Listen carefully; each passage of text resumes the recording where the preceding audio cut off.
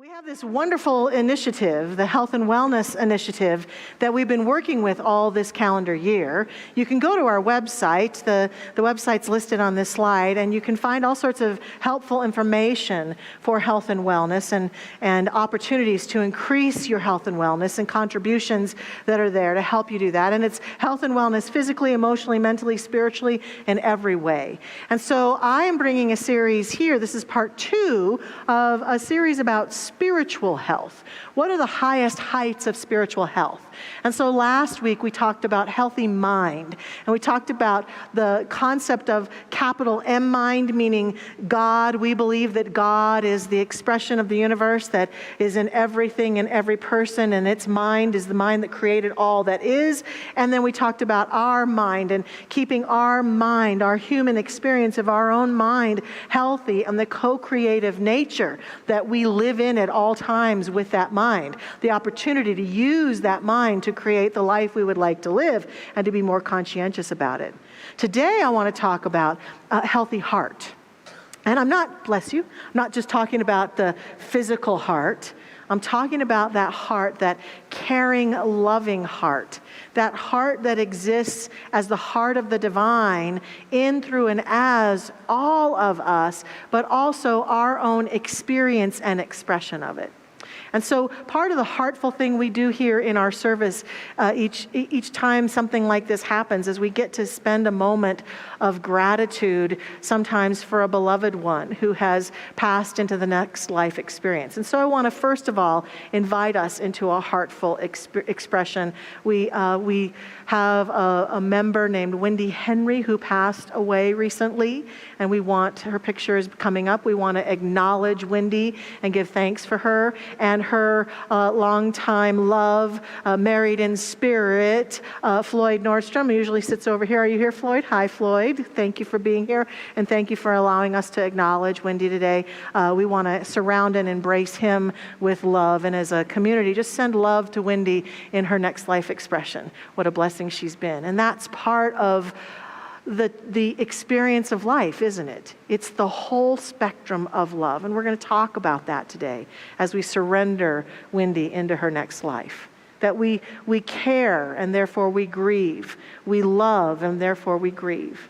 And so our heart is connected to the divine. The divine is flowing through our heart at all times. And I think what happens to us is that in the human experience, because we have experienced pain and suffering, or we've witnessed pain and suffering, we can turn on the news anytime and see pain and suffering and see it happening, and our hearts grow weary of it. A place in our hearts that wants to say, is it ever going to end? Is the hard stuff ever going to end? Is the pain ever going to end? Is the human beings harming other human beings ever going to end? And when our hearts are broken by what we see in the news, or maybe our hearts have been broken by what we've experienced in our own journey, heartbreak, loss, betrayal, sadness, disappointment, a part of us builds a shield, I think, and shields up our heart, our own heart space, because we logically conclude it's just too painful. It's too painful to have an open heart. It's too painful to love. It's too painful to care. It's too painful to pay attention to that stuff. And so the shields are up. However, what happens when the shields go up is we miss living the healthiest, most joyful aspect of life. Because I want to tell you the absolute truth here. Those of us who are truly spiritually healthy, who have a healthy mind spiritually and a healthy heart, do not get to escape the sadness and pain of this realm of living. That's not, I think, currently what human beings are meant to do here. That indeed, healthy hearts feel sadness and joy. Healthy hearts feel the pain of the human condition and see the beauty. Healthy hearts sometimes are confused, but seek to find clarity. That healthy hearts are not just hearts that are happy all the time, and if I was just happy all the time, that's spiritual health. That is not spiritual health. Because a huge part of being a spiritual being, having a human experience, is a recognition that we feel sadness and compassion for people, for ourselves, for the conditions that show up in our lives. Yet, what we then choose to do when we have a healthy heart is we don't allow the shields to go up for very long. We may need to protect ourselves for a little while, maybe a boundary we have to live from, but eventually we choose consciously and conscientiously for the shields to come down so that we might bring the heart that God is as us into the conditions and challenges that most distract us from the truth of who we are. When the shields go up and they stay up for the rest of our lives, we feel that we're only living half a life. We feel like we're only engaging a little bit in life. And I've said this before, and I'll say it again. I have never been at the deathbed of anyone, and I have been at the deathbed of people many times in this role that I'm in life. Not a one of them has ever said, I wished I wouldn't have opened my heart up so much. It's usually quite the opposite. I wish that I would have opened my heart. I wish that I would have let love have its way in me, through me, and as me, towards as many people as possible, and in as many moments as possible. I wish I wouldn't have put people out of my heart so quickly. I wish that I could have found a way. Well, here today we propose the way. It's being present and allowing the presence of the divine to have its way through us, with us, as us, in us. So we're using a work today. A number of weeks ago, I discovered and came across a reading on Facebook, actually, from the great author and teacher Elizabeth Gilbert. Many of you may know her work. She wrote Eat, Pray, Love. That was a wonderful best-selling book that became a movie. And she is a speaker, teacher extraordinaire. And she wrote something, it's called 10 Actual Things That Love Has Said to Me When I Was Alone and Afraid. And she says, for anyone who might need it today. I took those 10 things and I worked with them and I read them over and over again and I mushed them into 4 things. I didn't change her words. Elizabeth, if you're watching, I didn't change your words. I just moved some things around that felt like they went together for my use today. But I have brought the voice of God to us today, and what better manifestation and expression of the voice of God than practitioner prayer partners, right? So we have 4 practitioner prayer partners who are going to read the 4 sections that we have today, and I'm going to talk a little bit in between them. And as I said in the beginning of the service, I invite us to hear that this is life. Love, the love that God is, speaking to and through each of these practitioner prayer partners, to each one of us very pointedly. And by the way, next Sunday is our annual Practitioner Recognition Sunday, where we get to acknowledge and thank our practitioners for their ongoing work and support of our community. How many of you have ever been touched by a practitioner praying for you, supporting you, a TA in a class? Look at all these hands. So we all have been blessed by them. So please be with us next week so that we can bless them back with our love and adoration. And so I have 4 of the many of them here today. And we're going to start with Elizabeth's reading. Our first practitioner is Jill Frickard. She's going to read for us. What's that, my baby? You feel like you're failing at life? But may I ask, by whose rules and by what deadline? If it helps, sweetheart, you can't possibly do anything wrong. By which I mean, you can't possibly do anything that will lose me. Please, stop looking for proof that you are wrong and bad. Don't be in such a hurry to disown yourself. And please, for the love of God, stop trying to transform. Just sit here with me for a moment and let me love you exactly as you are. And maybe get yourself a nice big glass of water, that usually helps. Yes. Yeah. Beautiful words. What I like about this section of Elizabeth's work is the invitation to allow ourselves to open to the unconditional love that the divine is. And I think we humans even have a hard time imagining true unconditional love because we are so caught up in the realm of conditional love. And just to be clear, here's what conditional love looks like. I only love you if you meet certain conditions that by which I agree you are acceptable. Your behavior is acceptable. Your words are acceptable. Your actions are acceptable to me. As long as that occurs, then I will give you and share with you my love. In the absence of that, you may have my judgment and separation and disconnect. And we do that to ourselves because we've been all caught up in the stories and the games that we have discovered in life, the pathways on which we did something and someone maybe didn't approve of us or didn't choose to love us in that moment. Or we've also seen how many of us have projected even onto God the unconditioned loving presence that I believe is the truth of these words spoken, that for it, you and I have never done anything to be kicked out of the kingdom of God's love. Now, I know some of us imagine that that's not true, but what about that time and when I lied?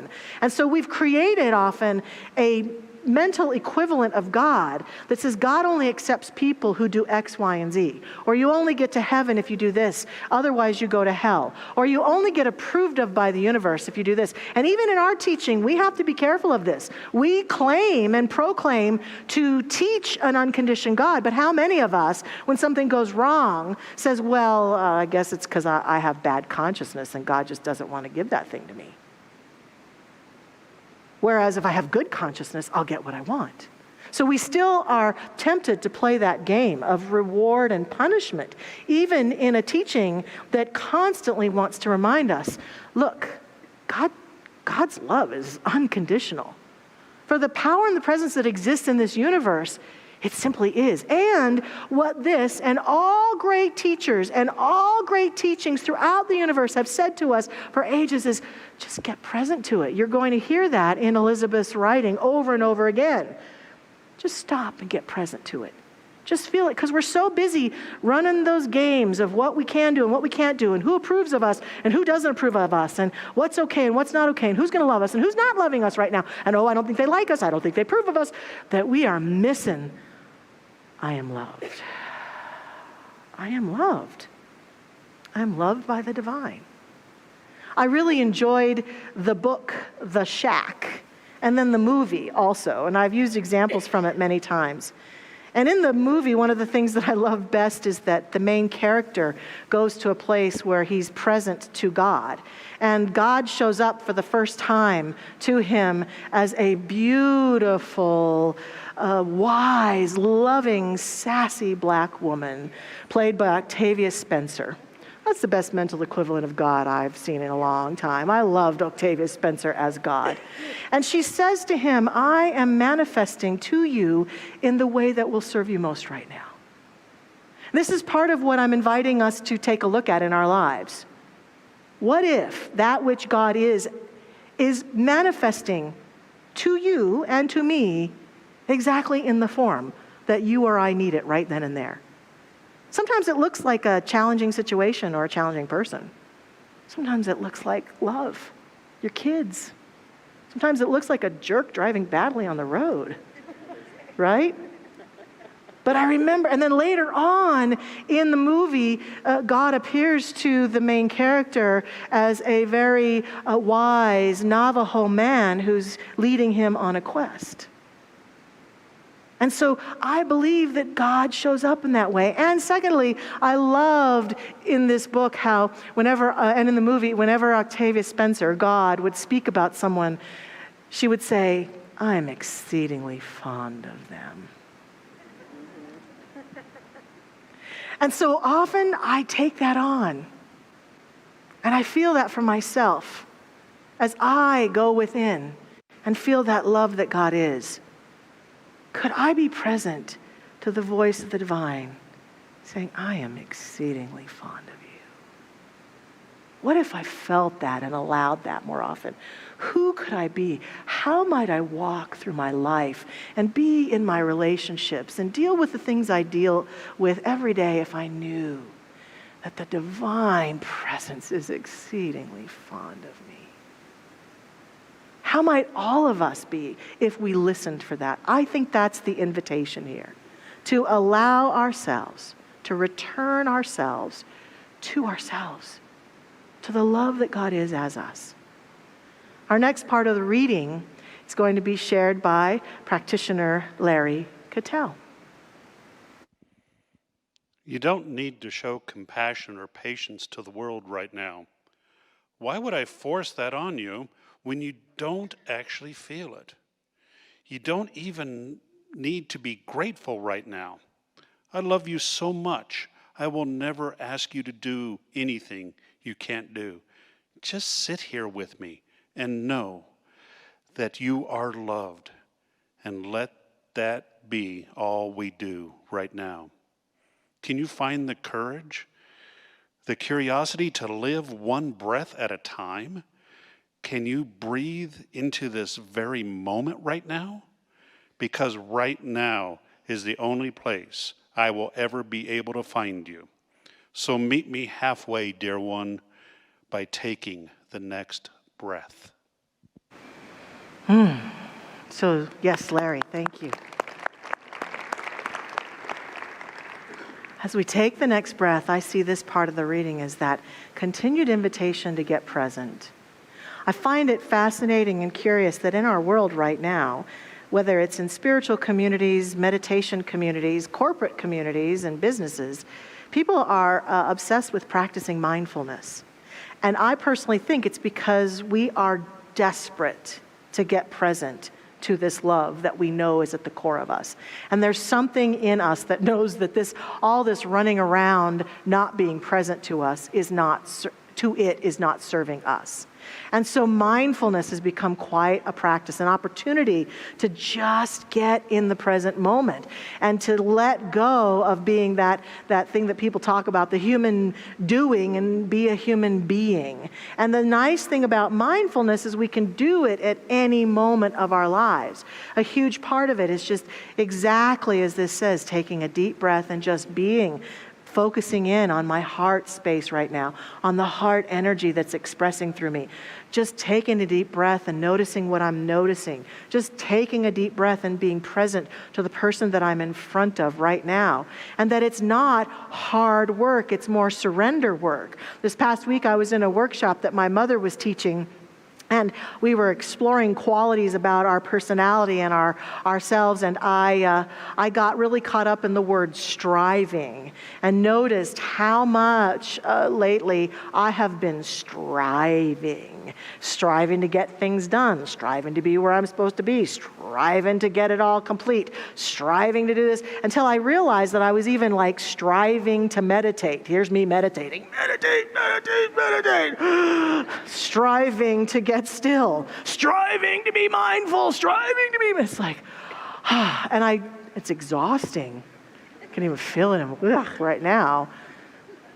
But when I was playing with it and dancing with it, and I looked back at my life, and I have had some profoundly transcendent moments where I felt this love that God is pouring through me.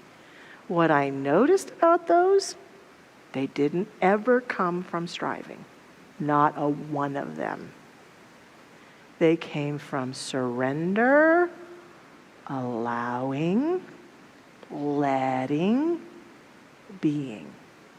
So the gift of this practice of being with the divine every day in every way, throughout the day, weaving moments of mindfulness, weaving moments of quietude, weaving moments of nature, weaving moments of stillness, taking that drink of water and breathing it in and being mindful, is that it creates a space in us, a touchstone to the heartfulness that we are, that then as we go forth, those things that we're about, the places we're going, we bring that in a powerful, easy, grace-filled way.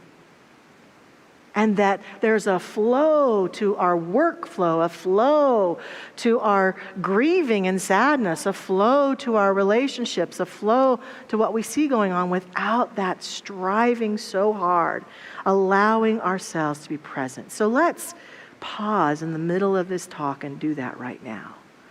I invite us all to take that deep breath and just get present. And let's use the beautiful words of the amazing Maya Angelou, who says to us, open your eyes to the beauty around you. So a mindful moment of getting present to our heart is just looking around. You can, if your eyes are closed, looking at the light that's behind the eyelids and just noticing, but looking around at the people and the space that is here. She goes on to say, open your mind to the wonders of life. Take a moment to remember the wonderful things we've seen and experienced in life, the beauties of nature. Open your heart to those who love you. Think about the people right now in your life that you know love you and you're connected to. And always be true to yourself. These beautiful words. Open your eyes to the beauty around you. Open your mind to the wonders of life. Open your heart to those who love you, and always be true to yourself. And with a deep breath, we come back into this space as practitioner Carol Swanson takes us into the next part of Elizabeth's reading. You are not crazy or broken, sweetheart, but you do have a mind that requires constant, tender, and affectionate stewardship. Good thing you have me. Stop trying. Does that scare you? Do you still have trouble believing how loved you are, even when you are doing nothing, producing nothing, improving nothing, understanding nothing?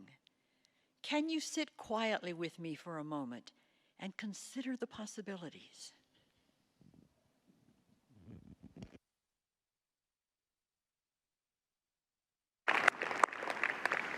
Okay, so that can be a very huge koan, right? Doing nothing? What did she say? Doing nothing, but it goes back to this presence. I have very fond memories of sitting in my backyard in Salida, Colorado, and looking up at the apple tree and looking at the sky for hours. Hours. And to some that might have seemed like a lazy, unproductive thing, but it gave me an appreciation of nature and life and the stillness. To stop trying so hard, to stop working so hard. What happens, I think, in this process of falling into being a human doing is that we want to use the steam of activity and productiveness to feel our validity and to feel like we're doing enough. This notion, this mental equivalent that the busiest person is the most important, that as long as I'm busy, I am important, I'm productive, that's all that matters. And people, as they grow older and may be called into being less productive, judge themselves because they can't do as much as they used to and all that. What if that being non-productive makes us more available to the divine than when we're so busy doing all sorts of stuff? And so it's another invitation to live on heart steam, because here's what I recognize. For people who do take that time and they live on the steam, the engine, the resource engine of their own hearts and of this love that God is as them, they're always at the right place. They're always getting things done. And if they don't get something done, they don't get it done. It must not have been the right thing to get done and the right time to get it done. There's a perfect right action that flows from them. There's an ease and a grace. There's a love and a light. There's a peace. That's what I think we're striving for. And the last reading by practitioner Ken Krisman, who I am exceedingly fond of. I see how much you fear solitude sometimes, but trust me, this is your medicine. Also, I have a secret for you. You are not alone. It's actually not even possible. I'm right here. I've always been right here. I will always be right here, and I've got nothing but time for you. Don't worry about how everyone else is doing it. There is no everyone else. There is only you and me, and my name is love. And so is yours. So let's just sit quietly now and know this truth together. There's only you and me. Only you and me, and my name is love. In my recent journey into Brené Brown's latest book, Atlas of the Heart, she really talks about the difference between loneliness and being alone. And I think this one really reminds us that no matter what we're going through, no matter how lonely we feel, because there are moments in our life where we're alone and we can feel the gift of that. But it's those times where we feel lonely that I think this one is calling us to, that this voice is saying, you're never alone. There's never a moment that you're lonely or alone. How can you be? You might feel lonely, that's fine. But recognize and get back in touch with this love that God is as you, and allow it to have its movement through you. And I asked us last week to pay attention to what we're pledging our allegiance to in the world of form. So in this last point, I'm also going to ask us to consider what we're pledging allegiance to with our heart.